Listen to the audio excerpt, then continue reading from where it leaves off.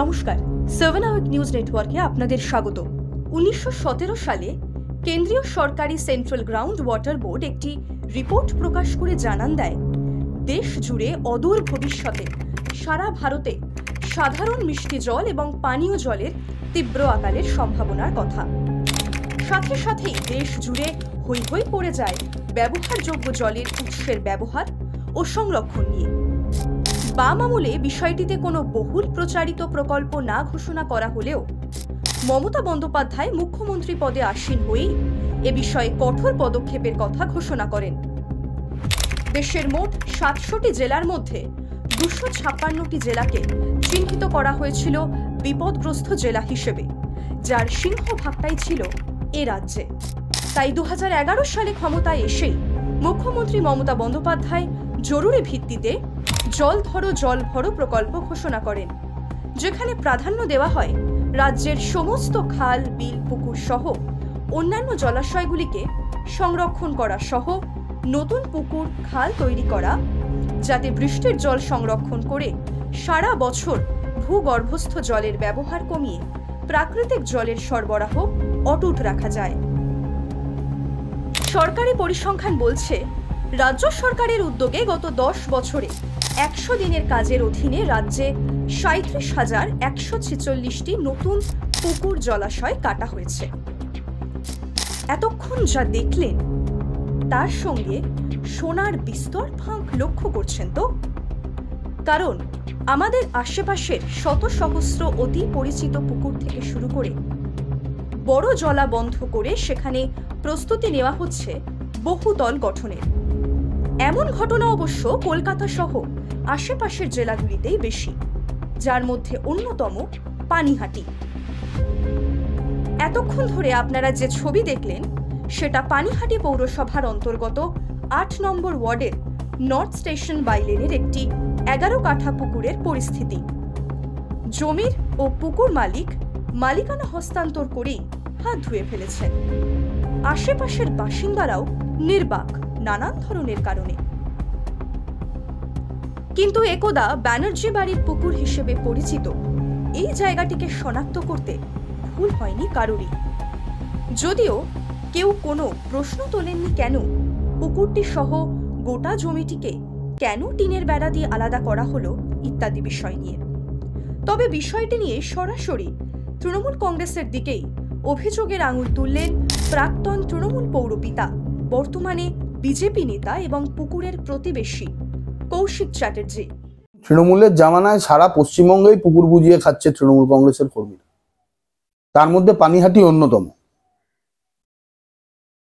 এখানে পানিহাটির বিভিন্ন ওয়ার্ডে প্রচুর পুকুর বোঝাই হচ্ছে। তার মধ্যে এখন 8 নম্বর ওয়ার্ডে আমার বাড়ির পাশেই গঙ্গাধর ব্যানার্জি, যিনি সর্বজন বিদিত, তার বাড়িটা নিয়ে একটা বিরাট পুকুরকে প্রমোটাররা বুঝিয়ে দিচ্ছে, বোঝানোর কাজ চলছে। সেটা আমরা নিজেরাও দেখেছি এবং এলাকার মানুষের থেকেও রেগুলারলি আমরা কমপ্লেনটা পাচ্ছি। এর বিরুদ্ধে কি কোনো ব্যবস্থা নেওয়ার কোনো কিছু করার নেই? অলরেডি ইতিমধ্যেই আমরা চিঠি চাপাটি তৈরি করছি। পরিবেশ দপ্তর এবং কনসার্নিং সমস্ত দপ্তরকে আমরা দেব, পৌরসভাকে জানাবো।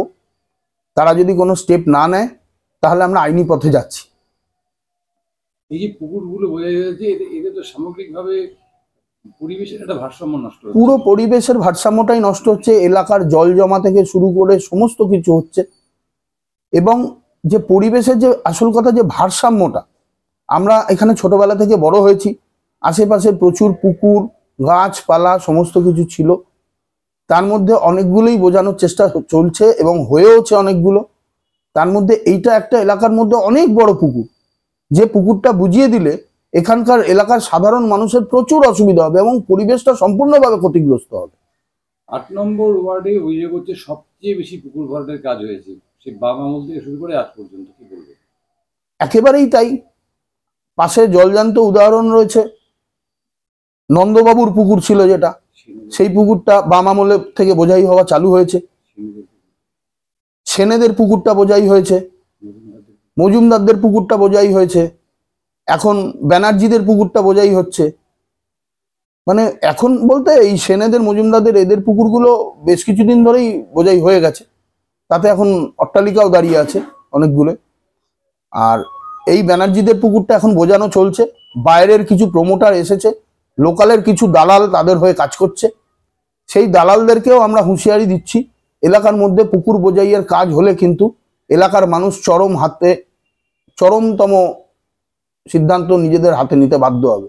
সন্দেশখালী প্রমাণ, মানুষ কিন্তু এলাকার তৃণমূল কংগ্রেসের এই সমস্ত দালাল আর গুন্ডা বাহিনীদের বিরুদ্ধে হাতে লাঠি ঝাঁটা সমস্ত কিছু নিয়ে নামা চালু করেছে। বাধ্য করবেন না আমাদেরকেও এই অঞ্চলে নামতে।